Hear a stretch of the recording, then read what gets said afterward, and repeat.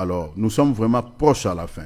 Proches à la fin. Très, très bientôt, mes bien-aimés, l'Église ne sera plus sur terre. Alors, attachons-nous au Seigneur. Si tu sais que tu as quelques faiblesses qui s'attachent à ta vie, l'orgueil, les distractions, je ne sais pas, écoute la voix de ton cœur. Vous êtes suffisamment enseigné ici. Demande à Dieu de pouvoir t'aider. Demande vraiment l'aide du Seigneur, que le Seigneur puisse t'aider, parce que sans l'aide du Seigneur, on ne peut pas.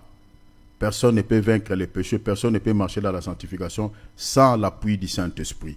Alors demandons son appui, demandons son aide, afin que tu puisses mener une vie de sainteté, une vie de la crainte de nom du Seigneur, parce que la Bible dit, sans laquelle personne ne verra le Seigneur. C'était juste une petite introduction, mes bien-aimés. Je fais cette petite exhortation pour que nous puissions rester toujours, mes bien-aimés, sur nos postes comme Habakkuk, parce que la prophétie est en train d'aller déjà vers son terme, est en train d'aller vers son accomplissement. La prophétie qui concerne l'avenir ou ce grand avènement que nous sommes en train d'entendre tous, les retours de notre époux. Alors nous sommes vraiment à la fin. Retenez cela, gardez cela dans vos cœurs. Ne dorme pas comme tout le monde. Avant de dormir, prie le Seigneur, sanctifie-toi. Quand tu te réveilles, plie tes genoux, demande la grâce de Dieu. Ne regarde pas d'abord ta vie, ta souffrance. Ne regarde pas tout ça. Parce que sert-il à un homme de gagner le monde s'il perd son âme? Tu demandes à Dieu les solutions pour ta vie quant à la chair, mais donne plus du poids sur le plan spirituel. Parce que cet événement, c'est un seul événement. Une fois raté l'aliment, c'est fini, cher enfant de Dieu. C'est compliqué. Donc ça se fera une seule fois, mes bien-aimés, et puis c'est tout. Donc, prie vraiment le Seigneur, que le Seigneur puisse t'aider afin de ne pas pouvoir rater, mes bien-aimés, ces jours. Que le Seigneur nous fortifie, que le Seigneur nous donne la persévérance, cette vie d'intimité avec lui. Alléluia. Nous allons le lire. Je suis dans Habakkuk. Habakkuk, chapitre 2. J'aime beaucoup ce passage, mes bien-aimés. Ça va nous aider. Ça va nous introduire, mes bien-aimés, dans notre temps de prière. Habakkuk, vous pouvez les noter, nous sommes dans la prière. Chapitre 1er, Habakkuk 2. C'est un livre qui se trouve dans l'Ancien Testament. C'est vers la fin, presque vers la fin de l'Ancien Testament. C'est derrière Sophonie et tout ça, vers la fin. Je lis au nom de Jésus. La Bible dit, j'étais à mon poste. Retenez, j'étais à mon poste. Et je me tenais sur la tour. J'ai veillé. Un jour, je parlerai sur ce passage. Je vous expliquerai toutes ces choses. La tour, ça veut dire quoi? J'ai veillé, tout ça. Il dit, j'ai veillé pour voir ce que l'Éternel me dirait. Donc, Habakkuk ici remplace Habakkuk par toi. Remplace Habakkuk ici par toi. Il était sur son poste. Donc, au fait, le Seigneur veut que nous puissions rester sur nos postes. Pourquoi il était dans son poste? Pourquoi il était resté toujours sur son poste? Et il n'était pas resté seulement sur son poste, mais il était en train de veiller. Pour voir quoi? Pour voir ce que l'Éternel va pouvoir lui dire. Il dit, et ce que je répliquerai après ma plainte, l'Éternel m'adressa la parole et il me dit, écris la prophétie. Grave-la sur des tables, afin qu'on la lise couramment, car c'est une prophétie dont le temps est déjà fixé. La prophétie qui caractérise le retour du Seigneur Jésus, c'est une prophétie dont le temps est déjà fixé par le Père. Le Père connaît même le temps et l'heure et à quel moment l'enlèvement de l'Église aura lieu. Nous allons quitter cette terre. Mais bien aimés, ce n'est pas en vain que la Bible parle que nous sommes des voyageurs. Nous sommes des pèlerins. Nous sommes des voyageurs. Dans ce monde, nous sommes comme des étrangers. Donc l'un des 4 matins, mettez-le dans ton esprit, tu vas quitter cette terre. Il dit, elle marche vers son terme. La prophétie qui caractérise l'avènement de notre Seigneur Sauveur Jésus-Christ et sa femme, la Bible dit, elle est en train de courir déjà vers son terme. Je ne vous mens pas, la prophétie à ce qui concerne la fin des temps, parce que la fin du monde c'est autre chose, la fin des temps c'est autre chose, cette prophétie court déjà vers son terme. Parce que les signes, tous les signes sont accomplis, presque la majorité. Le Seigneur dit, et elle ne mentira pas. Vous comprenez? Ça, le Seigneur est en train de pointer les doigts, il dit, les choses que je suis en train de vous dire, elle ne mentira pas. Donc il y a des gens qui pensent que voilà, c'est des blabla, depuis qu'on dit Jésus revient bientôt. Mais bien aimé, attention, le Jésus viendra bientôt, ce n'est pas en français, hein. Il ne faut pas prendre les bientôt là vraiment selon la définition de l'encyclopédie. Parce que le calcul de Dieu est différent des calculs des hommes. Un jour, c'est Dieu, c'est 1000 ans. Or, depuis que le Seigneur est parti jusqu'à maintenant, ça fait combien de millénaires? Ça fait 2000 ans. Donc, c'est-à-dire, selon les calculs de Dieu, on a fait combien de jours? 2 jours. Donc, Jésus revient bientôt. Selon les calculs de Dieu. Donc, on n'a fait que 2 jours. Donc, le bientôt de Dieu, c'est par rapport à ça, à ces calculs. Alors, il dit, si elle tarde, parce que, étant qu'il met au peuple, depuis qu'il a été dit, il revient. Il dit, si elle tarde, attends-la. Attends-la. Nous devons toujours rester sur nos postes. Tu dois attendre où? Sur ton poste. Je ne vais pas aller loin. La Bible dit, car elle s'accomplira. Et elle s'accomplira certainement. Pourquoi j'ai pris ces passages, mes bien-aimés? Parce que nous sommes dans la prière. C'est pour nous introduire à un sujet. Le poste ici, c'est la prière. Le poste ici, c'est rester dans la vie de la parole. C'est-à-dire rester dans la parole. Rester dans la foi, la vraie foi. Je vous dis, quand je parle de ces choses, je sais de quoi je parle. Parce que je suis membre de l'église, je suis serviteur de Dieu, je sais combien de serviteurs qui ont touché à la magie, qui ont touché au cabal juif, qui ont touché, mes bien-aimés, qui se sont écartés. Même moi qui vous parle là, si je n'étais pas prudent, je pouvais, mes bien-aimés, s'égarer. Parce qu'il y a un serviteur de Dieu qui m'avait donné des documents, soi-disant des enseignements que je devais suivre aussi, mais alors que ces choses, il y avait des versets bibliques. Mais alors que c'était déjà une initiation, mais bien aimé, de choses d'occultisme, des pratiques de cabale. Le Seigneur m'avait monté une vision, mes bien aimés, qui, depuis que je suis dans la foi, je n'ai jamais fait une telle vision. Que j'étais en train d'adorer le diable. Le Seigneur, c'était une vision longue. Donc le Seigneur m'a mis en garde parce que le diable est en train de chercher les enfants de Dieu partout. Donc si vous n'êtes pas prudent, mes bien-aimés, vous serez pris au piège. Donc, le sujet que nous allons mettre là, c'est de pouvoir rester toujours, parce que la Bible a dit, prends garde toi qui crois être debout de tomber. Ceux qui sont chutés, ceux qui ont fait naufrage à la foi, tu n'es pas plus que eux. Tu n'es pas plus que eux. Nous ne sommes pas plus que eux. Prie vraiment le Seigneur. Parce que le but de notre réunion, de cette rencontre, ce n'est pas quand on se réunit, si on partage la parole, on se sépare. Mais nous devons vivre la parole. Nous devons rester sur la vraie foi. Ne sois pas un chrétien qui peut se laisser traîner par tout vent de doctrine. Parce qu'il y a des fausses doctrines. Il y en a plein.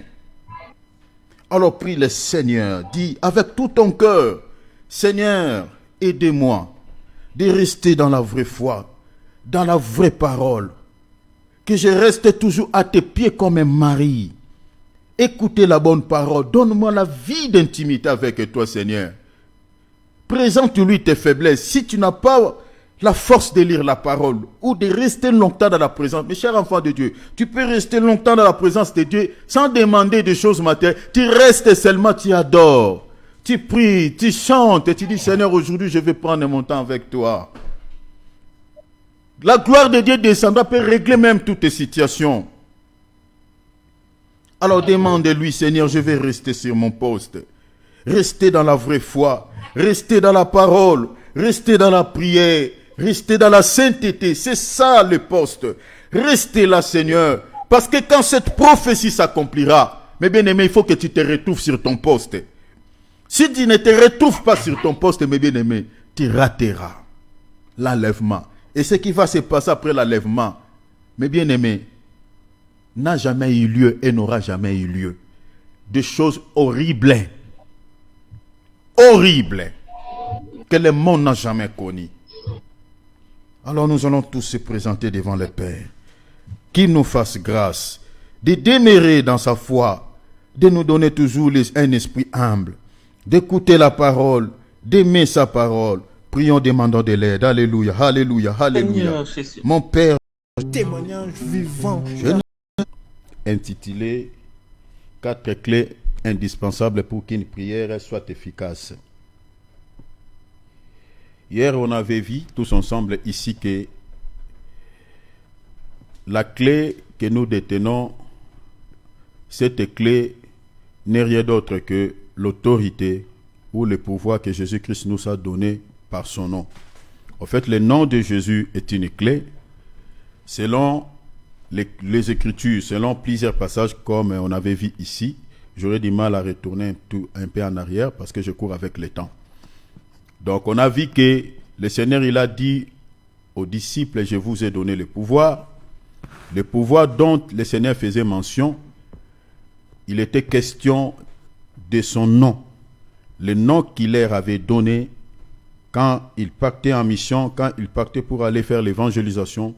Le Seigneur leur disait, chassez les démons à mon nom.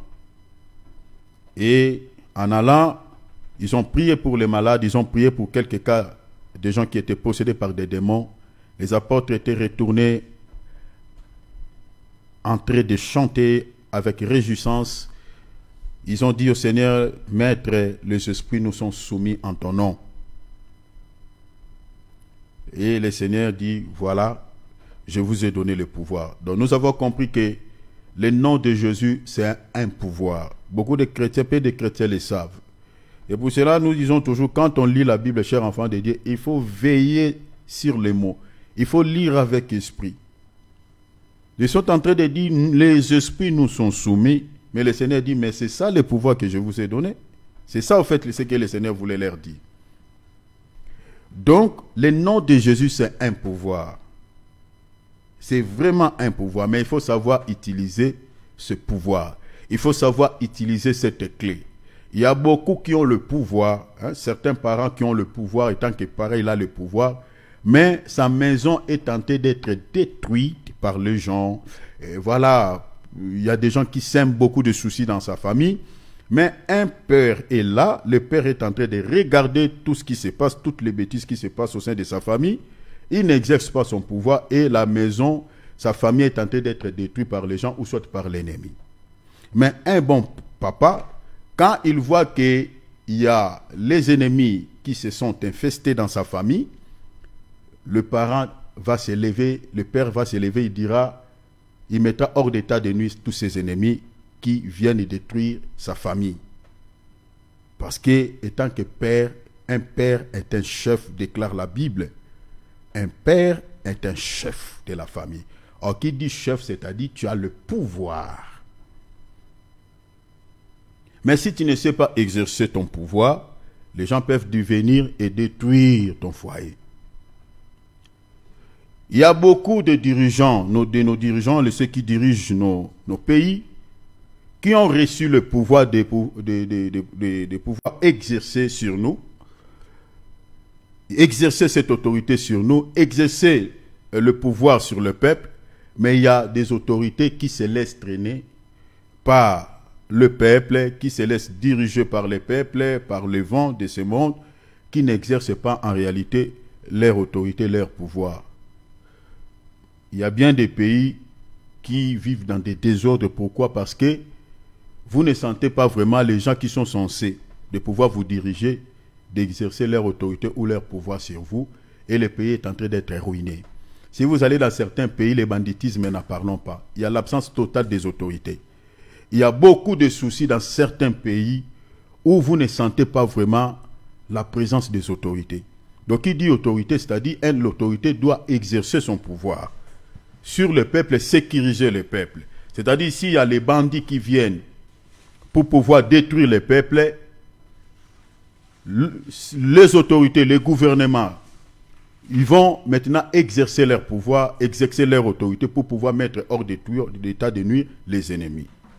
Mais malheureusement, aujourd'hui, merci beaucoup mon frère.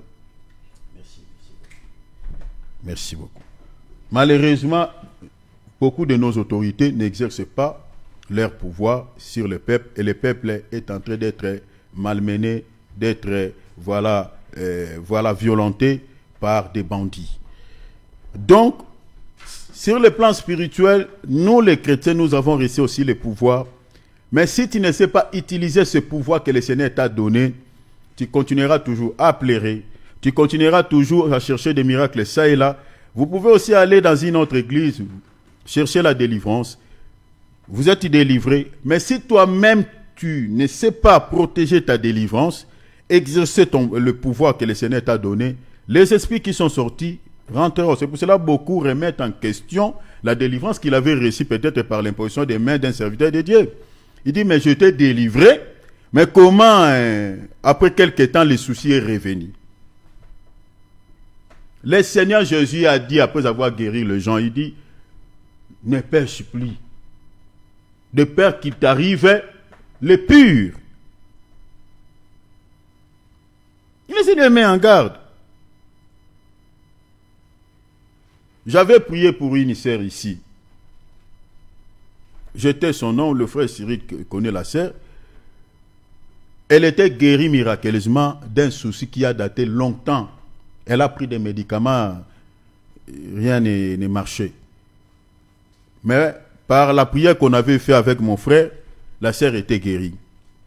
Après avoir été guérie, pendant qu'on continuait à prier, sa guérison était toujours là. Mais quand elle commence maintenant à se laisser traîner par des distractions, elle commence à vivre sa vie comme avant, le problème qui était ce problématique est revenu. De l'esprit là qui avait sémé cette maladie est rentré. C'est mon frère qui m'avait dit, il y a quelques temps passé, que le souci est revenu dans la vie de cette sœur. Maintenant, on va dire quoi? Que la prière, là, cette guérison-là n'était pas effective. Non, la guérison était effective. Le problème, c'est que c'est elle qui n'est pas demeurée, qui n'a pas protégé sa délivrance. Donc, c'est-à-dire, on peut prier pour toi. L'homme de Dieu exerce le pouvoir, l'autorité, la clé que le Seigneur l'a donnée. Au nom de Jésus, reçois la guérison. Tu es guéri. Mais toi, étant qu'enfant de Dieu, tu dois aussi exercer ton pouvoir, de pouvoir fermer. Parce que la clé sert à quoi? À ouvrir et à faire quoi? Fermer. À lier et à faire quoi? Délier. Ce n'est pas l'homme de Dieu qui va te fermer des portes d'entrée. Pour que l'ennemi ne rentre plus. Je ne sais pas si nous sommes en train de comprendre. Parce que la clé que nous détenons sert à ouvrir et à fermer. L'homme de Dieu peut te délier. Il ouvre et dit à tous les démons, sortez, partez. Les démons sont sortis. Mais ce n'est pas l'homme de Dieu qui va fermer pour toi. C'est toi-même maintenant qui vas utiliser ta clé pour pouvoir verrouiller toutes les portes d'entrée. Donc ça c'est très important. Donc c'est pour cela c'est inutile d'aller chercher les miracles. Ça et là vous abandonnez vos ensembles. Ah non, et chez nous il n'y a pas l'onction. Qui vous dit que... Et d'ailleurs ce n'est pas l'homme de Dieu qui opère les miracles, c'est Jésus.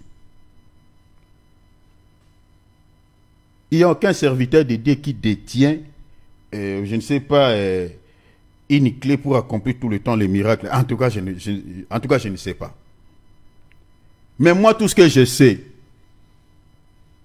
tous ceux qui sont en Christ, le Seigneur dit, les miracles vont les accompagner dans leur marche.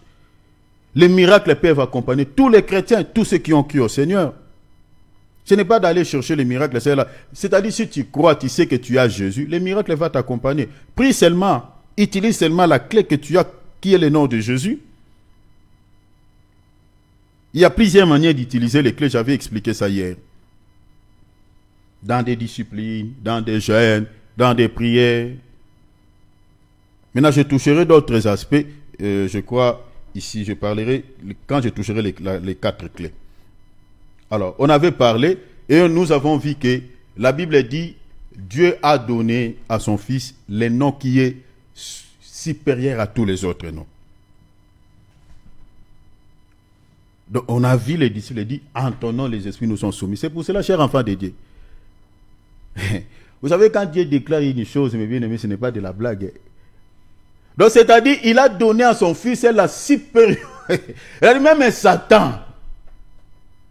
Regardez ici. Je vais vous montrer quelque chose. Nous sommes dans Luc. On va prendre Luc combien? Luc chapitre 8. Hein? Lisons le verset 8. Frère David, prends-moi cette écriture. S'il te plaît, rapidement, mon frère. Luc chapitre 8, on va lire le verset 27. Verset 27, on descend jusqu'au verset 31. 27. Lorsque Jésus fut descendu à terre, il rapproche un peu le micro, frère, s'il te plaît. Lorsque Jésus descendit à terre, il vint au-devant de lui un homme de la ville qui était possédé de plusieurs démons. L'homme qui était possédé de plusieurs démons. Depuis longtemps. Il ne portait point de vêtements. Et avait sa demeure non dans une maison, mais dans les sépulcres. Ayant vu Jésus. Voilà. Ayant vu Jésus. Il poussa un cri. Attends, mon frère David. Celui qui est en train de pousser le cri ici, ce n'est pas cet homme. Mais quand il lit la Bible, il faut veiller avec le langage de la Bible. On dit, ayant vu Jésus, il poussa le cri. Celui qui est en train de pousser le cri ici, c'est l'esprit qui a possédé ce corps. Continuez, mon frère, vous allez comprendre ça à la suite. Il poussa un cri, se jeta à ses pieds. Les esprits viennent se jeter, se prosterner devant qui? Jésus. Vous voyez que Dieu n'a pas menti. Quand il dit tout genou fléchira, vous avez vu ça? Donc, parce que les esprits n'ont pas de genoux. Je vous avais expliqué ici. Quand on dit tout genou fléchira devant les noms, devant Jésus, c'est-à-dire, c'est la domination que le Seigneur aura sur les démons. Vous voyez? La suprématie, l'autorité. C'est-à-dire, les esprits vont se prosterner, c'est-à-dire vont lui obéir. Aucun démon des mondes des ténèbres ne peut résister devant lui. Maintenant, ici, comme les esprits avaient possédé le corps de cet homme, comme il est un être cher, il est venu maintenant, voyez, pour montrer que les esprits sont soumis à Christ.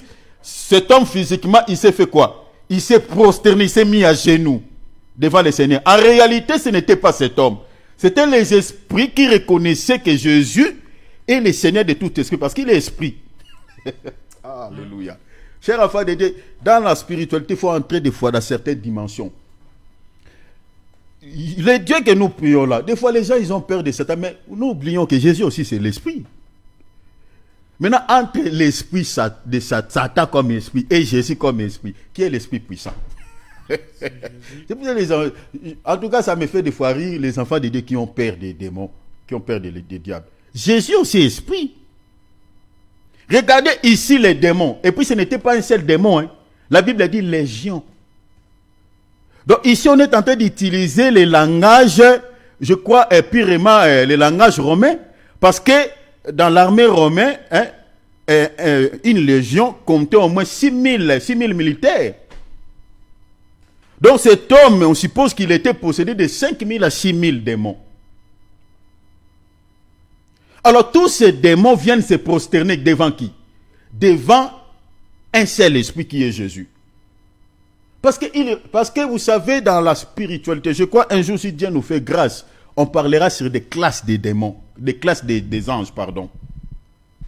Hein, on touchera un peu sur cet aspect, bien qu'aujourd'hui on prêche sur l'angéologie, mais il y a quand même beaucoup de soucis, beaucoup de déviations. Mais nous, on parlera sur l'angéologie, on parlera sur les classes des anges. Vous allez comprendre que tous les anges n'ont pas la même dimension. Vous voyez, il y a des anges, la Bible dit, qui sont supérieurs en puissance. Ils sont tous des esprits, mais il y a d'autres qui ont l'autorité, qui ont une capacité. Posez-vous la question, le diable est un ange. Mais comment les autres anges, un tiers des anges qu'il avait suivis, il les respecte. Posez-vous la question. Ils sont dans un monde de désordre, mais il les respecte. Hein. Il n'a jamais eu la rébellion là-bas. Ils savent, ils savent que celui-là, il est un ange comme nous, mais il n'est pas de notre classe. Parce qu'il faut comprendre que quand on parle de domination, des autorités, ce sont des classes des anges. Mais ce sont des classes des anges puissantes. Puissantes. Mais, malgré leur puissance, ils ne peuvent pas oser de dire quelque chose à Satan qui est ange comme eux. Parce qu'ils savent que lui, il est d'une autre dimension. Parce que le diable faisait partie des classes des anges des chérubins. Des gens supérieurs en puissance. C'est-à-dire, les chérubins, si vous voulez, dans la Bible, c'était des anges qui transportaient la gloire de Dieu. Imaginez les anges qui transportent la gloire de Dieu. Parce que la Bible dit, Dieu s'assied sur les chérubins. Si vous lisez Ézéchiel 8, lisez Ézéchiel 8, vous allez voir ça. C'est les chérubins, même dans les temples, il y avait quoi, des anges, quoi. Il y avait des chérubins. C'est-à-dire, c'est là où se trouvait l'arche de l'alliance, c'est là où se trouvait la présence de Dieu. Même pour protéger l'arbre de vie, Dieu avait placé des chérubins. Et le diable fait partie de la classe de ces anges. Donc, connaissant qu'il n'est pas un petit ange, voilà pourquoi il les respecte. Ils savent qu'il est puissant. Très puissant qu'il est. Alors, ici maintenant, le Seigneur aussi comme esprit, les anges, ces démons ici, qui sont des anges de chi, ils savent que c'est lui-ci. Il est esprit, bien que dans un corps, mais nous ne sommes pas pareils. Ils se prosternent devant lui. Donc, en d'autres termes, vous savez, quand un militaire salue son supérieur, vous voyez, nous à Lingala, on dit Akaouki. Vous comprenez, Akaouki. Donc, c'est-à-dire, il va rester vraiment là, je ne sais pas comment dire ça en français, mais vous allez voir que un grand respect à son supérieur. Il va rester comme ça. Et si son supérieur ne dit pas, il y a un langage qui s'utilise là, il ne peut pas baisser sa main. Il restera toujours comme ça.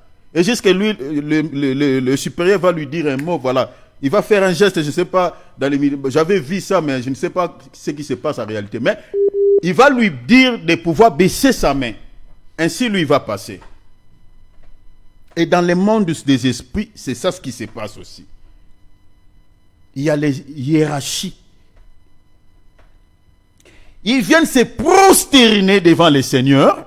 Maintenant, la suite, c'est quoi, mon frère? Et il dit d'une voix forte. Ils sont en train de dire d'une voix forte. Ils disent quoi? Qu'il y a-t-il entre moi et toi? Qu'y a-t-il entre moi et toi? Quand l'Esprit parle, il parle comme s'il était seul. Mais vous allez comprendre qu'il n'était pas seul. Continuez. Jésus, fils du Dieu très haut. Ils connaissaient donc les gens qui minimisaient Jésus. Les Juifs ne reconnaissaient pas que Jésus était le Fils de Dieu.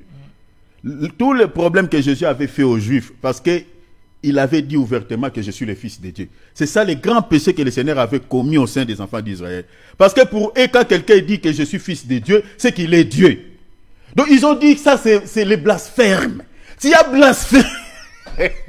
Mais regardez les démons. Est-ce que les démons aussi étaient corrompus? Non.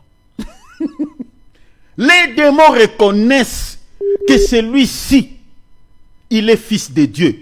Il est Dieu. Parce que quand on dit en Israël, quand tu dis tu es fils de Dieu, c'est que tu es Dieu. C'est ça ce qui est écrit comme ça. Il est écrit comme ça. Parce que quand Jésus a dit que je suis le fils de Dieu, le juif, pour eux, quand quelqu'un dit que je suis fils, donc c'est-à-dire tu veux dire que tu es Dieu. Donc ici, vous voyez que les démons eux-mêmes, quand ils ont vu Jésus, les gens regardaient Jésus dans la chair. Ah, fils de charpentier, ah, fils de Marie. Mais les esprits témoignent. Les démons témoignent.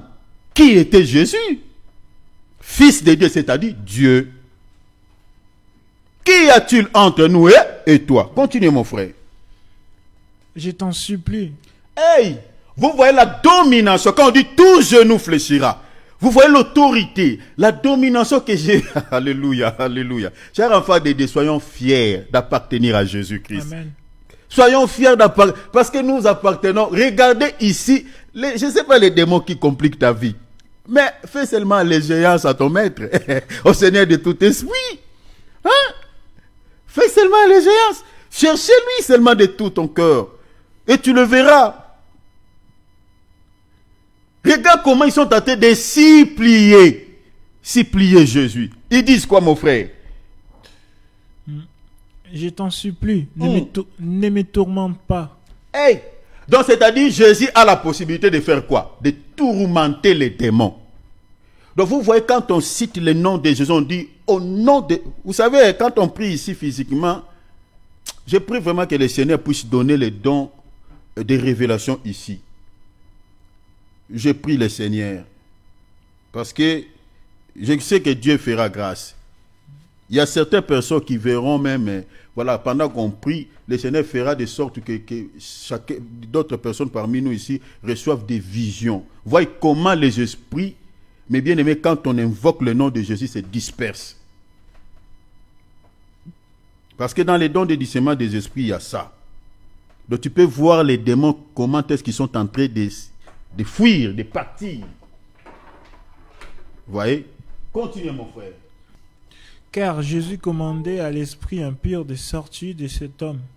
La Bible dit, Jésus était en train de faire quoi? De commander à ses esprits de quitter le corps de cet homme. Donc vous comprenez que ce n'est pas cet homme qui parle, mais c'est l'esprit qui parle. Continuez. Dont il s'était emparé depuis longtemps. On les gardait liés de chaînes et de fer aux pieds, mais il rompait les liens. Ok. Et il était en train... Prends directement le verset 30. 30. Jésus lui demanda, quel est ton nom? Quel est ton nom? Donc on peut aussi interroger les démons quand on fait la délivrance. Une fois il y a la manifestation, tu peux dire qui es-tu? Tu peux lui demander même sa classe, tu peux demander qu'est-ce que tu es venu dans la vie de cette personne. Hein? Je vous dis des choses qu'on a déjà fait. Hein? Je crois que Dieu le permettra, tu assisteras à ça, mon frère. Voilà. Tu verras comment les démons parlent. Allez-y, continuez. Légion. Il dit légion, c'est-à-dire ils étaient nombreux. Tu peux t'arrêter là. Donc, j'ai pris ce passage pour nous montrer que, chers enfants de Dieu, Jésus que nous prions, chers enfants de Dieu, ne prenez pas ce Jésus avec des images comme un monsieur qui est assis. C'est l'esprit. Jésus, il est esprit. Il est esprit, pas un petit esprit, mais un esprit supérieur et puissant, très très puissant. Vous savez, il a... Quand il y a d'autres versets qui me viennent en esprit, ça me fait rire. Vous savez, un jour, dans la barque, il a dit à ses apôtres de traverser de l'autre rive. Pendant que lui, il est resté en prière. Pendant qu'ils étaient en train de traverser, il y a eu quoi? Il y a eu du vent. Et la barque était en train de se noyer parce que l'eau remplissait la barque. Et ils étaient en train de trembler tellement. Et comme c'était la nuit, le Seigneur va maintenant pouvoir les suivre. Maintenant, comment? À pied.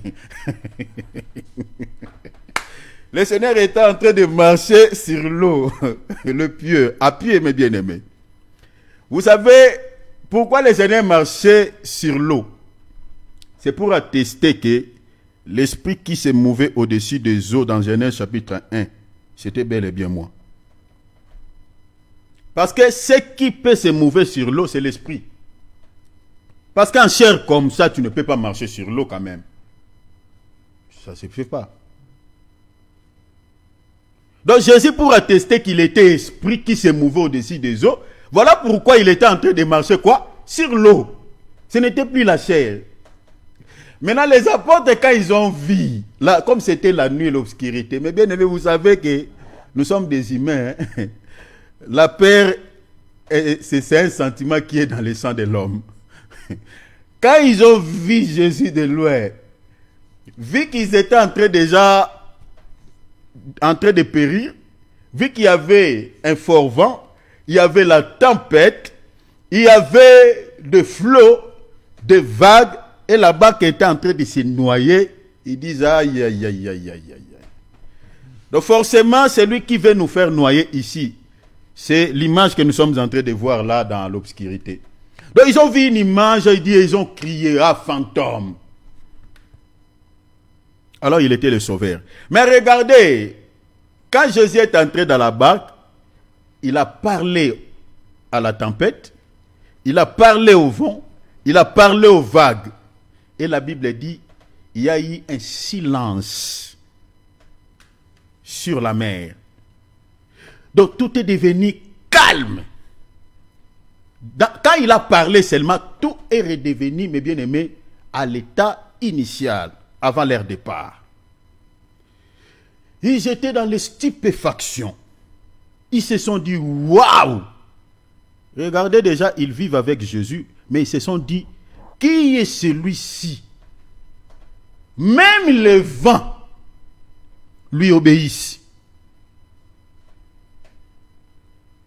Vous voyez cela? Donc pour attester que c'est lui-même qui a créé les vents, c'est lui qui a créé la mer, la nature lui obéit. Donc Jésus, le Jésus que nous prions là, cher enfant de Dieu, si tu sais les chercher par des disciplines et des sacrifices, les gens de ce monde, mes bien-aimés, par rapport à ce qu'il fera dans ta vie, diront que tu n'es pas une personne normale. Tu dois avoir des trucs, quelque chose. Je connais des serviteurs de Dieu qui ont été taxés, ils ont la magie, ils ont des choses. Parce que Jésus est un esprit et aucun démon, aucun esprit des mondes des ténèbres ne peut résister devant sa présence. Vous avez vu ici dans les textes comment est-ce que les esprits se sont soumis devant lui, se sont prosternés. Les esprits ont reconnu son autorité, ont reconnu sa domination, ont reconnu que lui, il n'est pas, nous sommes les esprits, mais lui, il est l'esprit supérieur. Voilà pourquoi il n'a pas fait de cérémonie aux apôtres, comme nous voyons aujourd'hui certains pasteurs, pour pouvoir consacrer quelqu'un. On est tenté de crier beaucoup de choses. Aïe mon Dieu. Même pour guérir, on est tenté de créer beaucoup de soucis dans la vie. Il y a de l'huile, on déverse l'huile. Il y a d'autres qui récupèrent le corps du bif. Rempli d'huile, vous allez voir quelqu'un qui est bien habillé, tout ça. On a déversé sur l'huile sur lui. Oh mon Dieu. Le papa d'autrui, vraiment. Vous êtes en train de salir sa chemise, sa veste comme ça. Mais est-ce que la consécration, c'est ça vraiment la consécration dont la Bible parle? Jésus n'a pas fait ça aux apôtres. Il dit seulement, le pouvoir que je vous ai donné, c'est mon nom. C'est fini. Allez-y. C'est tout. Aujourd'hui, pour guérir les malades, si vous allez dans certaines églises, vous allez trouver, c'est vraiment des boutiques, quoi. Il y a des jours qu'on a prié pour ça, coller les sangs de Jésus. Regardez sur l'internet, vous allez voir, je ne vous mens pas, je vous dis des choses vraies, mais bien aimées. Vous allez voir des bidons de 25 litres écrits l'eau bénie, comme à l'église catholique. Vous allez voir, il y a des calendriers qu'on est en train de vendre, soi-disant calendrier là, il y a l'onction. Si tu mets ça dans ta chambre, donc tu vas bien dormir. Il y a des délivrances aujourd'hui compliquées. On est en train de compliquer. On est en train de compliquer la vie des enfants de Dieu. Il y a d'autres même, on allume des bougies, on déverse le sur eux. Le sur là, ça brille. Ça fait mal. Il y a des incisions, des délivrances compliquées. Mais Jésus n'a pas fait ça aux apôtres. Le nom de Jésus suffit. Suffit. On peut prier peut-être l'huile d'onction, on peut l'utiliser parce qu'il y a l'onction d'huile et l'huile d'onction. Je crois que j'expliquerai aussi ça. À part ça, mais il n'y en a pas d'autres. À part, il y a des révélations aussi que Dieu peut te donner. Peut-être prier pour l'eau, tout ça. Mais ce n'est pas tout le temps. Parce que la clé, nous on parle de la clé. La clé, c'est le nom de Jésus, point barre. On peut recevoir une révélation, on prie pour l'eau, on peut prier pour l'huile, tout ça. Mais ce n'est pas tout le temps. Parce que si on le fait tout le temps, ça devient autre chose. Le nom de Jésus suffit. C'est tout ce qu'il avait donné à ses apôtres. Pas autre chose. C'est la clé. Alors, rapidement, je vais vous parler de cet incivique, Satan. Je vais nous expliquer quelque chose rapidement ici par rapport à cette entité. Parce qu'il faut comprendre que le diable aussi, son nom est une clé dans le satanisme. Il faut que nous comprenions aussi cela. Il y a quelque chose, j'aimerais attirer votre attention à ceci. Dans le satanisme, le nom de Satan aussi est une clé. Parce que le diable marche toujours sur les traces de notre Dieu. Le diable, si vous regardez bien tout ce qui se passe dans l'occultisme, vous allez voir qu'il y a la similarité avec tout ce que nous faisons aussi. Mais eux, ils le font dans le mal. Aujourd'hui, on parle de l'église du Seigneur, non? Comme épouse. Le diable aussi, il a ses églises. Alors, il utilise aussi, donc, les occultistes, tout ce que vous connaissez, les magiciens, les sorciers, les fausses religions, les faux prophètes, voilà. Toutes ces tendances confondues se servent de son nom. Donc, quand je dis de son nom, c'est-à-dire, le nom, c'est l'autorité, non? Donc, c'est-à-dire de son autorité pour pouvoir, traîner peut-être les gens dans le mal. 2, peut-être rendre les gens captifs de Satan, de leur maître. 3, pour accomplir des faux miracles, vous voyez, des miracles mensongers. 4, pour séduire et égarer les gens de la voie du salut. Donc, les bis, c'est ça. Donc, ils se servent de son nom, c'est-à-dire comme son autorité, pour pouvoir faire toutes ces choses-là. Je vais vous expliquer quelque chose. Suivez-moi ici très bien, s'il vous plaît. Vraiment, j'ai besoin de votre attention. Le diable ne délivre pas, ne délie pas. Malgré il a la clé. Malgré son nom est une clé dans le satanisme. Les féticheurs utilisent cette clé. Les faux prophètes utilisent cette clé, qui est le pouvoir de Satan. Il y a des gens qui font allégeance vers lui, vers ses serviteurs, pour chercher à être déliés de quelques soucis de la vie. Mais laisse-moi nous dire la vérité, ces gens-là commettent une grosse erreur. Le diable ne délie personne. Mais par contre, il fait semblant de délier, mais en réalité, il te rend encore plus captif. Parce que le pouvoir de délier les gens n'est pas son domaine. Lui, tout ce qu'il sait, c'est lier. Là, c'est son domaine. Mais délier, ça, ce n'est pas son domaine. Il peut vous faire, vous tromper, comme si, prend ces trucs et tout ça, une délivrance infirmière. Mais en réalité, je connais, on m'avait dit, on m'avait témoigné, je crois, frère David ou mon frère Cyril, vous m'avez témoigné qu'il y a quelqu'un qui était allé là, la fille là, qui était délivrée, après le souci est revenu. Tu as vu, non? Ils étaient partis chez un faux prophète. Donc vous voyez que le diable ne délie pas. Il ne délie pas. Donc, le pouvoir de lier ou de délier, ça, en tout cas, c'est la spécialité de notre Maître. Alléluia. De notre Seigneur et Sauveur Jésus-Christ. Parce que la Bible dit quoi? Si le Fils vous affranchit, vous serez réellement libre. Dans d'autres termes, si le Fils vous délie, vous serez réellement libre. Et je vous donnerai des textes ici, vous allez voir que c'est le Seigneur qui détient la capacité de lier ou de délier. Mais le diable, tout ce qu'il sait avec sa clé, c'est de lier. C'est de lier. Il peut te faire semblant comme s'il enlève la maladie, mais en réalité, il ajoute d'autres choses. Vous comprenez? Alors, son nom aussi, c'est une clé. Dans le satanisme, il se sert pour faire troubler les gens. Alors, suivez-moi ici très bien, je vais vous donner un petit détail par rapport à son nom. Regardez, chers enfants de Dieu. Vous savez, notre Dieu dans la Bible a utilisé plusieurs noms. Vous comprenez? Notre Dieu a utilisé plusieurs noms dans la Bible. Plusieurs noms, mais je vais vous citer quelques noms. Par exemple, Jéhovah Rapha. le Dieu qui guérit, n'est-ce pas? El Shaddai, le Dieu pourvoyeur. Et on l'appelle aussi qui? Par exemple, Jehovah Tsidkenu. C'est-à-dire, le Dieu, on dit quoi? Jehovah Tsidkenu, c'est-à-dire l'éternel notre justice. On l'appelle Jehovah Jireh, hein? L'éternel pourvoira plutôt. El Shaddai plutôt veut dire, et quand on dit El Shaddai, c'est-à-dire le Dieu tout-puissant, je pense. El Shaddai, voilà, le Dieu tout-puissant. Voilà, c'est ça ce qui veut dire El Shaddai. Voilà, non, le Seigneur Dieu tout-puissant, c'est ça, exactement. Le Seigneur Dieu tout-puissant. Alors, vous allez voir que Dieu dans la Bible a utilisé plusieurs appellations. Plusieurs.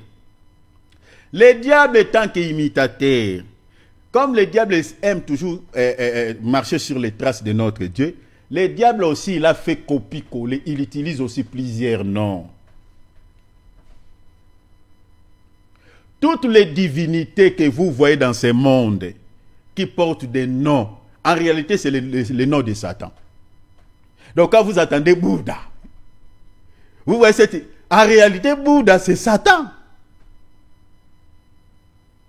Donc, quand vous attendez hindou, tout ça, ce sont ces noms. Quand vous attendez Shiva, c'est toujours lui, Satan. Tartapion, Confucius, tous ces noms de divinités que vous connaissez dans ce monde. En réalité, c'est lui, c'est son nom. Donc, vu que notre Dieu a reçu plusieurs appellations, vous voyez, Jehovah Rapha, lui aussi, maintenant, il a plusieurs noms, mais son nom est caché dans des divinités. Je vais vous le démontrer dans les Écritures. Suivez-moi ici très bien, s'il vous plaît, cher enfant de Dieu. Je suis désolé pour les gens qui invoquent, qui prient Marie. En tout cas, je suis désolé. En réalité, ce n'est pas Marie là, la mère de Jésus. D'ailleurs, qui avait pris Marie la photo à cette époque-là? Il n'y avait même pas des appareils photo. Cette statue-là, cette forme-là, est-ce que c'est vraiment notre sœur Marie qui avait donné naissance à Christ? Nous disons non. Parce qu'à cette époque-là, il n'y avait pas des images. Maintenant, l'image de cette sœur-là, c'est l'image de qui? Ça, c'est un élément. De deux, est-ce que la Bible nous dit de prier Marie? Donc, quand vous êtes en train de prier une image, mes bien-aimés, sachez-le que vous êtes en contact avec le diable, en réalité. Je vais vous le démontrer. C'est-à-dire, je suis en train de dire que toutes les divinités, les idoles que vous connaissez dans ce monde, qui portent des noms, en réalité, c'est ça les appellations de Satan. Parce qu'il singe notre Dieu. Mais maintenant, les idoles dans la Bible représentent quoi? Les idoles représentent quoi? Regardez pour que vous compreniez que je suis en train de dire que c'est Satan, vous allez le comprendre. Regardons dans la Bible, lisons une écriture. Frère David, allons rapide. Prenons Jean, et plutôt 1 Corinthiens.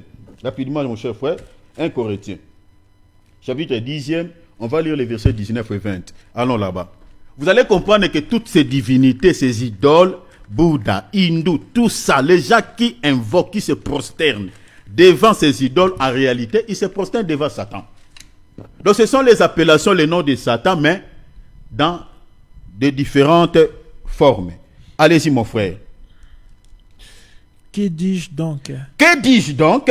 Que la viande sacrifiée aux idoles. Que la viande sacrifiée aux idoles. Suivez bien, on parle de la viande sacrifiée aux idoles. C'est-à-dire, il y a une viande on a sacrifiée à qui? À Bouddha. Une viande on a sacrifiée à qui? À hindou. Parce qu'on donne aussi des sacrifices à ces divinités. Vous comprenez? Continuez, mon frère. Et quelque chose. La Bible dit quoi? Tous les sacrifices que les gens font, ou les sacrifices que les gens, tout ce qu'ils donnent à ces divinités, est-ce que cela est-elle quelque chose? On y va? Ou qu'une idole est quelque chose. Ah, c'est là où maintenant la partie qui nous intéresse. L'apôtre Paul dit ceci. Est-ce qu'une idole est-elle quelque chose? Vous voyez seulement la statue de Bouddha, la photo de Bouddha, la photo de mon pasteur, je vais le mettre dans ma chambre. Il y a des gens aujourd'hui, en tout cas, laissez-moi vous dire la vérité, chers enfants de Dieu.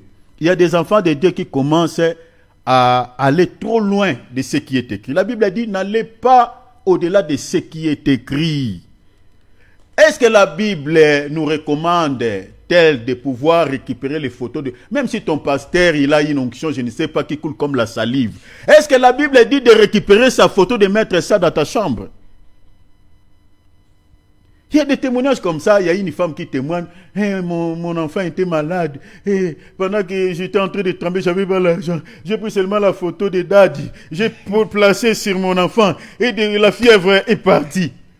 Là, Daddy est en train de soulever sa tête. Et je ne sais pas qui est comme tout refait. Que Dieu nous... Il y a des choses qui donnent même la colère sainte.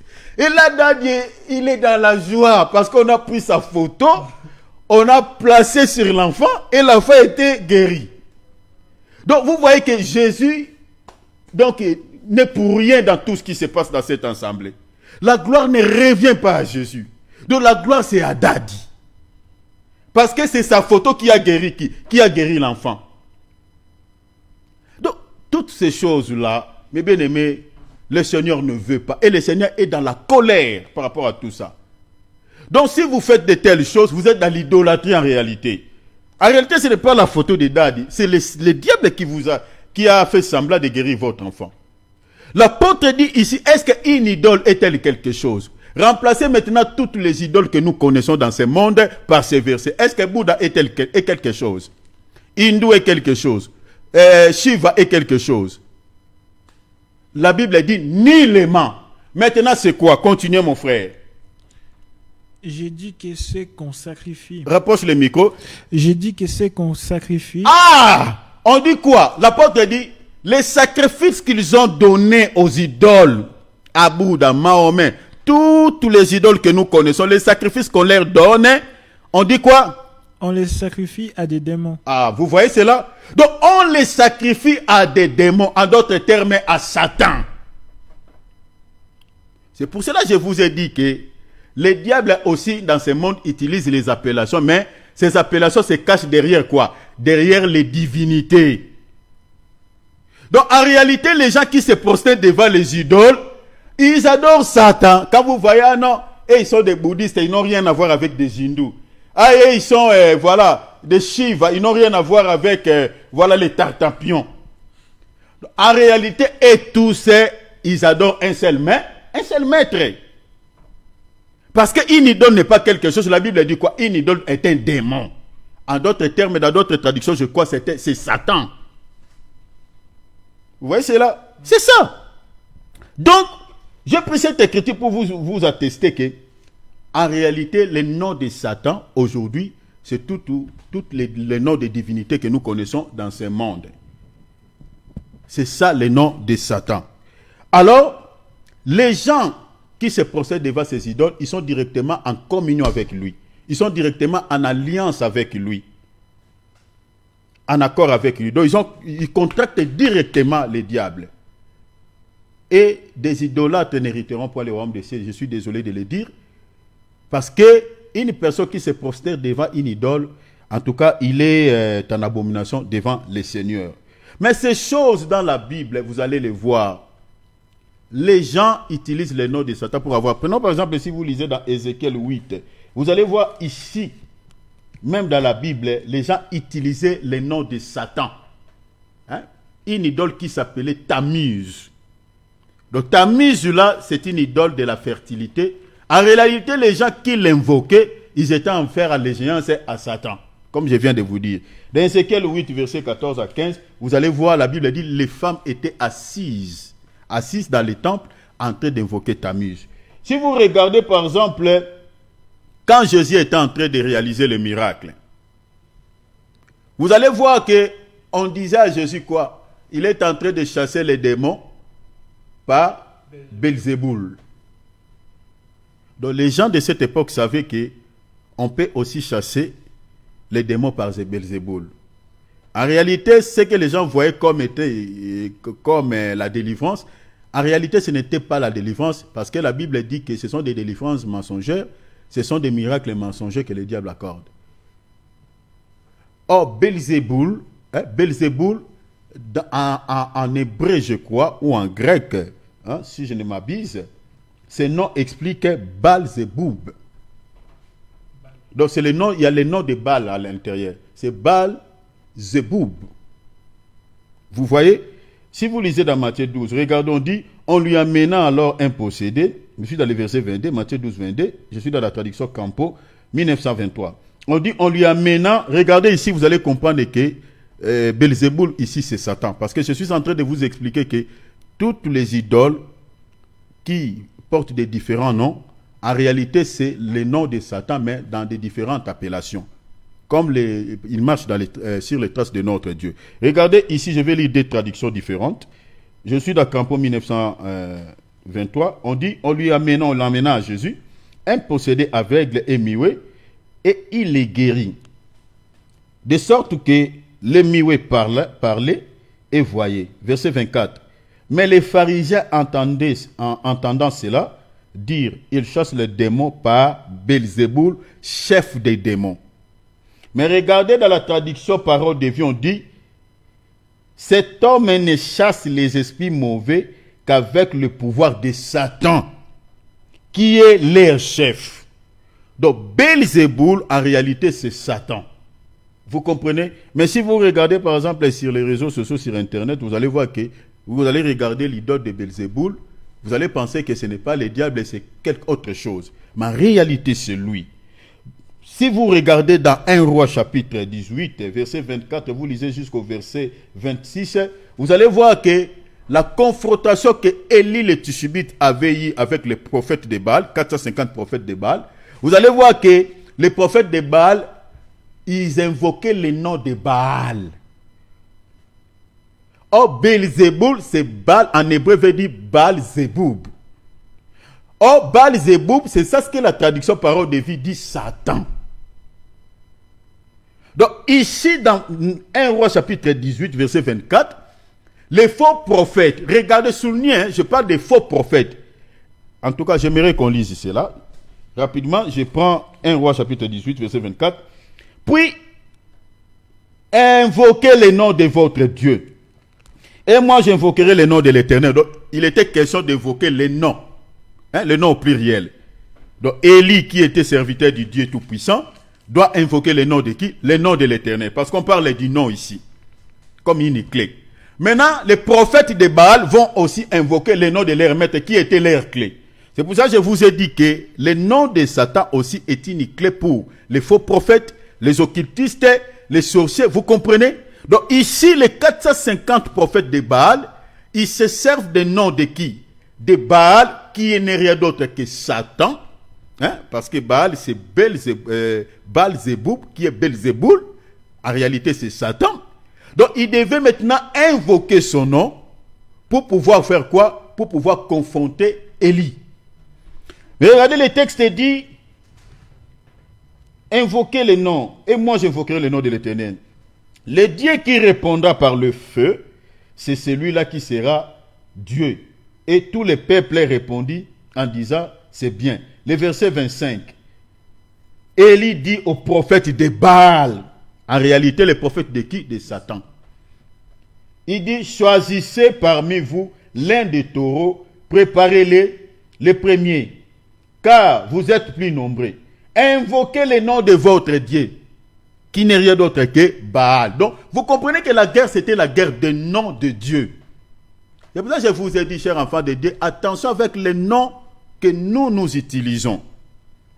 Donc, nous avons un nom, mes bien-aimés, puissant. Même les satanismes, ils font allégeance au nom de leur maître. Regardez ici. Ils invoquent le nom de leur maître. Baal. Oh, Baal, c'est ça ce que la tradition Parole de vie dit. Belzéboub, mais c'est Satan, le chef des démons. C'est ça ce que les faux prophètes font aujourd'hui. Ceux qui ont touché au cabale juif. Ils invoquent, il y a des noms. Prenons par exemple dans la Bible, nous connaissons combien des anges. Les noms de combien des anges? Des anges seulement. Il y a Michael, et puis qui? Gabriel. Mais si vous allez dans les églises des faux prophètes, on va vous donner les noms des autres anges qui ne sont pas figurés dans la Bible.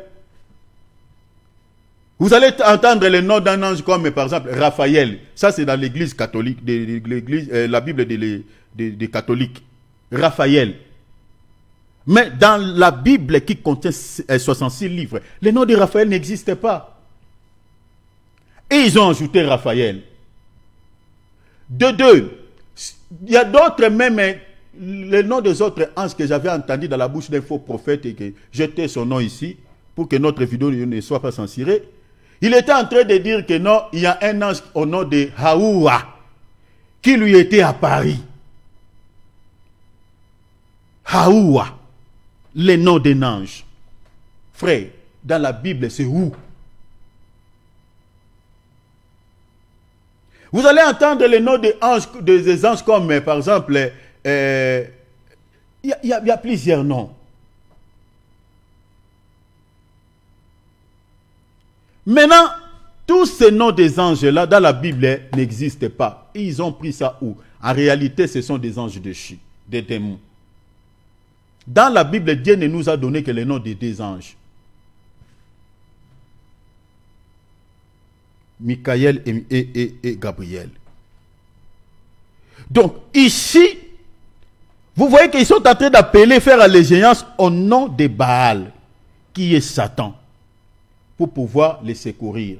Quand vous voyez un serviteur de Dieu qui est en train d'utiliser un nom, au lieu d'utiliser le nom de Jésus dans la délivrance, il utilise le nom, je ne sais pas, d'un ange ou d'une entité quelconque que vous ne connaissez pas dans la Bible. En réalité, il est en train de faire allégeance à Satan. Comme ce faux prophète que j'ai dit. Il appelle le nom de Haoua. Ça n'existe pas. En réalité, Haoua, là dont lui il parle, c'est Satan. Raphaël est là. En réalité, c'est Satan. Alors, la suite, vous connaissez, ils ont invoqué le nom de leur Dieu, mais devant les dieux d'Élie, cette divinité n'a pas répondu. Satan ne pouvait pas agir. Je vais terminer ici. Chers enfants de Dieu, vous savez, je suis en train de vous expliquer le nom de Jésus comme étant une clé, mais n'oubliez pas son adversaire aussi qui est le diable. Son nom ici réalise des faux miracles, égare aussi les gens. Donc, je vous ai dit que tous les noms de divinités, les appellations que vous connaissez dans ce monde de divinités, en réalité, c'est le nom de Satan. Mais se cache derrière les divinités parce que notre Dieu aussi dans la Bible a utilisé plusieurs noms. Et le diable cherche toujours à marcher sur les traces de notre Dieu. Et quand vous entendez par exemple quelqu'un est en train de faire le miracle, au nom, à un nom que vous ne connaissez pas, chers enfants de Dieu, vous êtes en face d'un faux prophète, sachez-le que le nom qu'il est en train de faire allégeance, parce qu'il ne va pas citer Satan. Il va utiliser peut-être, oh ça c'est le nom d'un ange quelconque. Chers enfants de Dieu, prenez les jambes à votre cou, sortez de cette assemblée. Nous n'avons qu'une seule clé que le Seigneur nous a laissée, c'est le nom de Jésus pour chasser les démons. Point barre. Le diable va faire de toutes les manières pour pouvoir imprimer même son nom sur la main droite des gens et sur les fronts des gens. Regardez ici. Je suis dans Apocalypse chapitre 13, verset 2e. Mon frère David, prend ça. On va terminer par ici. On va s'arrêter ici. Apocalypse chapitre 13e, verset 2. On va lire le verset 5. Et puis on va sauter. On va lire le verset 16, 17. On va s'arrêter là pour aujourd'hui. On va s'arrêter là pour aujourd'hui. Apocalypse chapitre 13, lis les versets 2. Suivez bien la lecture, cher enfant de Dieu. Rapproche le micro, mon frère. Allez-y. La bête que je vis était semblable. La bête que je vis, la bête ici, mes bien-aimés, égale l'antichrist. C'est-à-dire une personne en chair et en os que le diable va s'incarner. On y va, mon frère. Était semblable à un léopard. Ses pieds étaient comme ceux d'un ours, et sa gueule comme une gueule de lion. Le dragon lui donna sa puissance. Ah! Donc, vous voyez ici, on dit quoi? Le dragon lui donna sa puissance. Continuez. et son trône Son trône. et une grande autorité. Donc l'autorité là, c'est ça le nom de Satan. La puissance qu'il avait donnée à la bête, c'est ça son nom. Parce que nous sommes en train d'expliquer le nom comme étant le pouvoir. Donc quand la Bible dit qu'il donne son autorité à la bête, en réalité il donne son nom. Continuez, verset 5. Et il lui fit donner une bouche qui proférait des paroles arrogantes et des blasphèmes. Et il fit lui donner le pouvoir d'agir pendant... Il lui fit donner le pouvoir. Qui lui a donné le pouvoir? C'est le diable. En réalité, il lui a donné le nom. Continuez. Le pouvoir d'agir pendant 40. D'agir pendant 42 mois. Donc 42 mois qui équivaut à 3 ans et demi. Maintenant, suivez-moi ici très bien parce que nous allons citer ici. L'autorité ou le nom que le diable avait donné à cet homme. Parce que cet homme, tel que nous sommes là, il est déjà présent, mais il est dans les cachets. Il est dans les cachets. Donc c'est-à-dire, quand l'église seulement va faire les mouvements de parti, cet homme paraîtra. Il est déjà dans ce monde, hein? Il est là. Mais personne ne le connaît.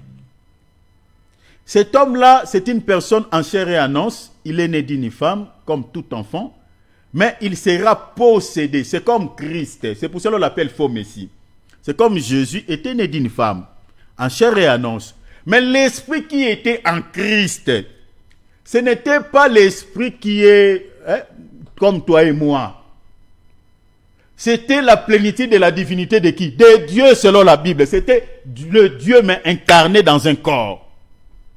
Donc c'est la même chose que l'Antichrist fera. Donc une personne en chair et en os, mais le diable comme esprit, il va entrer dans son corps. Voilà pourquoi le texte dit, il lui donne son autorité, son trône. C'est-à-dire, si il lui donne son trône, son autorité, lui, il reste avec quoi? En réalité, c'est le diable en personne. Mais maintenant, l'ébis, c'est quoi? Quand on parle de son autorité, c'est-à-dire son nom. Maintenant, l'ébis, c'est quoi? Allons dans le verset 16. L'objectif à atteindre, c'est quoi? Verset 16. Et elle fit que tous, Elle fit que tous, petits et grands, riches et pauvres, c'est-à-dire toute tendance confondue, libres et esclaves, reçut une marque. Reçurent quoi? Une marque sur leur main droite. Sur leur main droite.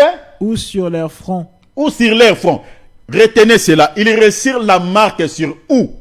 Sur la main droite et puis sur le front et puis. Et que personne ne pouvait acheter ni vendre. Personne ne pouvait ni acheter ni vendre. Sans avoir la marque et le nom de la bête. Donc ce n'était pas seulement la marque. Donc sans avoir la marque, 2. Le nom de la bête. Le nom de la bête. Et puis 3, c'est quoi? Ou le nombre de son nom. Vous voyez? Donc les billes que le diable avait possédé, il est question de nom. Donc il voulait imprimer son nom, 1, sur la main droite. 2, imprimer son nom sur le front de l'humanité, c'est-à-dire de toutes ces personnes qui rateront l'enlèvement. Donc l'autorité ou le nom que lui, il a réussi pour exercer son pouvoir, il veut que tout le monde puisse pouvoir faire quoi? Puisse recevoir aussi les noms de Satan. Donc comme chers enfants, suivez-moi ici très bien parce que je vais m'arrêter. Vous savez, le diable, il est vraiment imitateur de notre Dieu. Il imite. Mais dans le mal. Donc le fait que, parce que Jésus, tout ce que le Seigneur nous a laissé comme richesse, c'est quoi? C'est son nom. Le nom de Jésus, c'est le pouvoir de tous les chrétiens. Il dit tout ce que vous demanderez, en quoi? En mon nom. Tout ce que vous demanderez. Il ne nous a pas laissé une richesse, c'est son nom.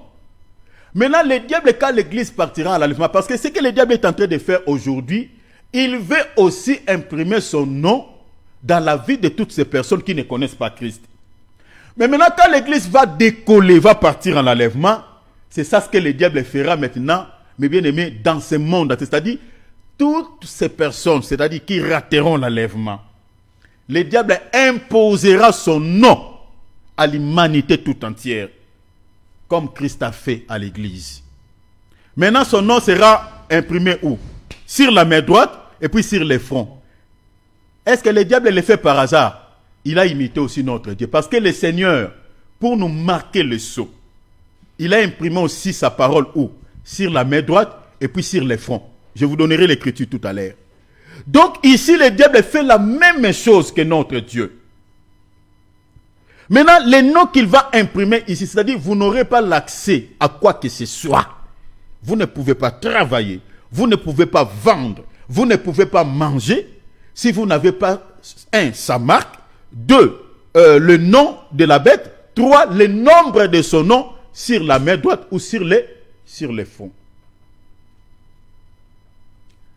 Ici déjà retenez que la marque de la bête et le nom de la bête représentent une seule chose. Maintenant, représente quoi selon la Bible? La marque de la bête ou le nom de la bête, en réalité le nom de la bête c'est ça le nom de Satan. Parce que la bête là sera le faux Messie. Vous comprenez? Sera le faux Messie. Maintenant, le faux Messie, le vrai Messie, son nom, c'est Jésus-Christ. Vous comprenez? Or, le vrai Messie, si vous regardez son nom dans Apocalypse 19 ou 13, c'est qui? Le vrai Messie, son nom, c'est la parole. Donc, vous comprenez que quand on parle le nom de la bête, en réalité, ça sera maintenant une fausse connaissance que le diable mettra en place. Vous comprenez? Une idéologie ou un faux évangile que le diable mettra en place parce qu'il faut comprendre qu'il y aura deux prophètes. Il y a un qui va monter de la terre et un qui sortira de la mer. Je crois que si le Seigneur nous donne le temps, on expliquera toutes ces choses. Maintenant, il va maintenant imprimer sa marque sur la main droite et sur le front. C'est-à-dire, il va donner une connaissance au monde. Ça sera une fausse connaissance. Cette connaissance-là sera imprimée au front. Hein? Et puis on dit quoi? À la main. Donc ça sera une idéologie satanique, un système satanique. Il va imprimer aux gens sa marque, c'est-à-dire sur le fond, c'est-à-dire les gens auront une connaissance diabolique. Et la main parle de l'acte. Vous voyez? C'est-à-dire les gens agiront dans le mal par rapport à la connaissance diabolique qu'ils ont reçue. C'est ça, au fait, la marque de la bête. Ça ne sera pas une marque, voilà, les cachets comme ça, que les gens... Ça sera une fausse connaissance. C'est ça, au fait, une connaissance diabolique de Satan. Parce que ses serviteurs sont là. Ils vont libérer les paroles. Ils vont faire des discours pour pouvoir vénérer cette entité. Et les gens tous auront la connaissance de cette entité, de cet impie. Et les gens maintenant vont agir par rapport à ce qui va être dit à ce temps-là. C'est ça la connaissance qu'ils ont reçue, la marque au fond. Et l'ajustement ou passer à l'acte, c'est ça la marque sur la main droite. Donc, je crois que je reviendrai lundi, demain déjà, par la grâce de Dieu. Je continuerai par ici pour expliquer le nom qui sera imprimé sur la main droite. Et puis sur les fonds, j'expliquerai cela parce que là, vraiment, mon temps est quasiment fini. Donc, chers enfants de Dieu, faisons attention. Le diable aussi, son nom, c'est une clé, mais ça ne délie pas. Cette clé, c'est pour lier. Mais c'est l'Église qui a reçu le nom qui peut lier ou qui peut délier. Voilà pourquoi utilisons les noms que le Seigneur nous a laissés. Le nom de Jésus, c'est un pouvoir. Mettez ça dans votre esprit. Quand tu dors, tu te réveilles. Mettez ça dans votre cœur que tu as un pouvoir que tu as reçu de la part de Jésus, qui n'est rien d'autre que son nom. Donc quand tu es en train d'invoquer le nom de Jésus, de chasser les démons, mais bien aimé, rassure-toi que aucun démon ne peut te résister si tu invoques bien, tu utilises bien cette clé. Alors, il faut bien l'utiliser. J'ai expliqué comment l'utiliser. Nous allons prier. Demandons la grâce de Dieu. Que le Seigneur puisse nous donner une foi ferme pour pouvoir savoir comment manipuler cette clé. Que tous les soucis venant de la part de l'ennemi, toute complication venant de la part de l'ennemi, qui peuvent nous faire pleurer. Mais bien aimé, demande à Dieu, Seigneur, quand je ferai allégeance au pouvoir que tu m'as donné, à la clé que tu m'as confiée, pour pouvoir délier ce que l'ennemi a lié dans ma vie. Seigneur, depuis le lieu de ta demeure, exauce-moi. Prions, demandons de l'aide à Dieu. Prions, alléluia. Père, Seigneur Jésus, mon Dieu, mon roi, merci. aide-nous, Seigneur, à Merci savoir pour ce utiliser message. la clé que tu nous as donnée. Je te prie, l'Éternel et Donne-moi, Dieu, Seigneur Jésus, donne-moi la clé. je te Donne-moi prie, la le clé Seigneur, la de clé qui est pouvoir devant moi, Seigneur Jésus-Christ. nous donner la sagesse et l'intelligence. Donne-moi la sagesse. WhatsApp, ouvrons nos micros. Prions, alléluia. Prions Zoom, prions, alléluia. Loué. Aide-nous, Merci, Seigneur, à mon savoir roi. utiliser cette Aide-nous à clé. l'utiliser. Oh, le roi des gloires, je te prie, l'Éternel Dieu Tout-Puissant. Sois Je te béni, prie, sois loué, l'Éternel gloire Dieu à ton des nom. armées. Merci, mon Dieu, Je mon te roi. prie, le Seigneur des Seigneurs. Accorde-nous la grâce. Accorde-nous. Accorde-nous la faveur. Seigneur, nous voulons utiliser cette clé. Seigneur, dans des circonstances difficiles, dans des circonstances, Seigneur, qui, Seigneur, peuvent nous faire pleurer, dans des situations compliquées, quand nous allons, Seigneur, faire le recours, Seigneur, au pouvoir que tu nous as donné.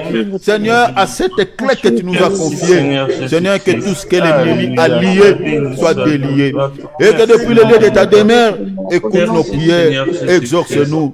Seigneur, tous ceux qui ont écouté ces messages, quand ils vont manipuler cette clé, quand ils utiliseront cette clé, depuis le lieu de ta demeure, Seigneur, exauce ton fils, exauce ta fille. Seigneur, on utilisait ton nom peut-être par l'ignorance. On ne savait pas vraiment, on ne comprenait pas trop. Seigneur, notre pouvoir se trouve où? Mais aujourd'hui, nous avons compris que le pouvoir que tu as légué aux chrétiens, ce n'est pas si autre chose si ce n'est que le Seigneur, ton nom.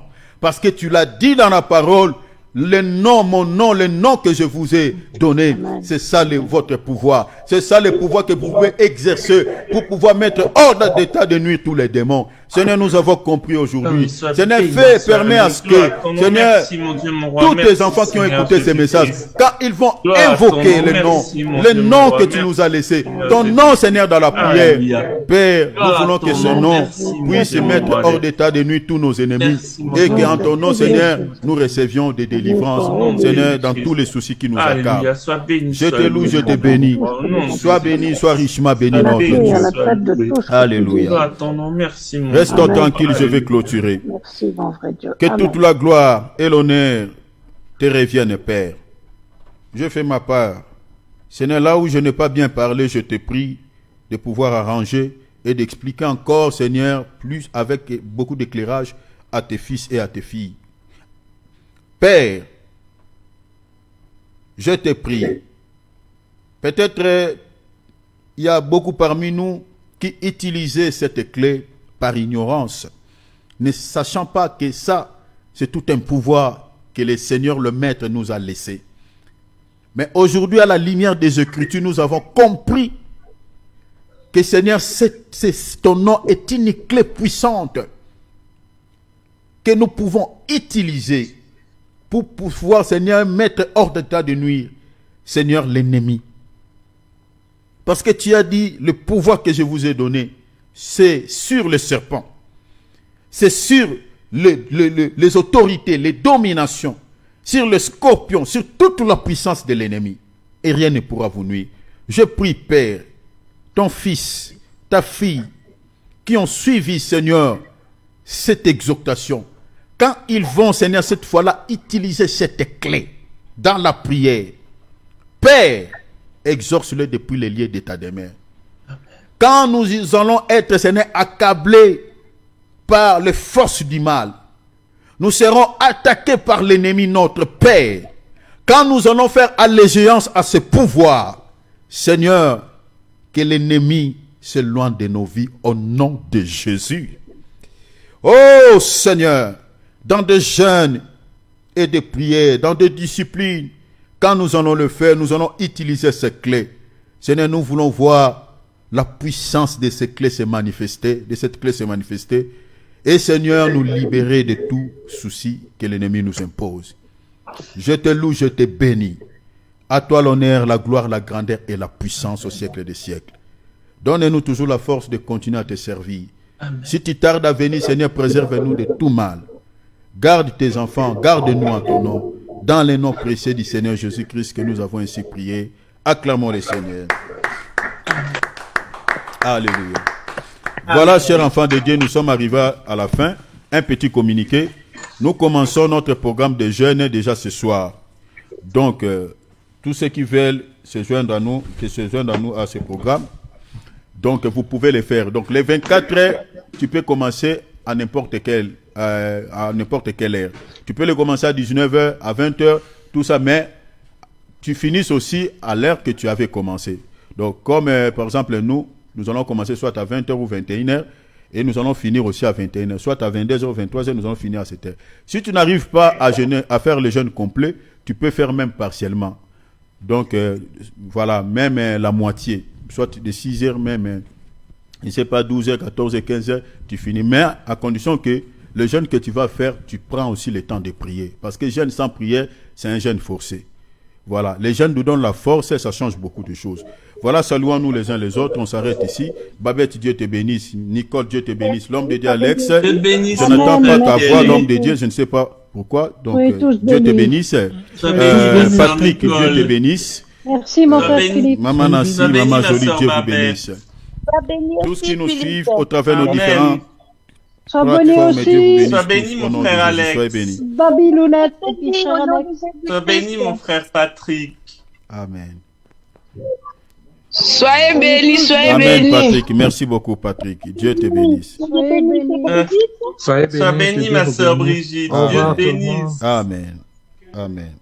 Soyez béni, soyez béni. Amen, maman. Sois béni, ma soeur. Amen. Gloire à Dieu. Allez. Sois béni, ma bébé Balounette. À demain à 20h. Dieu vous bénisse. Ciao. Soyez béni. Dis soyez béni. Ciao. Vite, vite. Ça va couper. Soyez béni.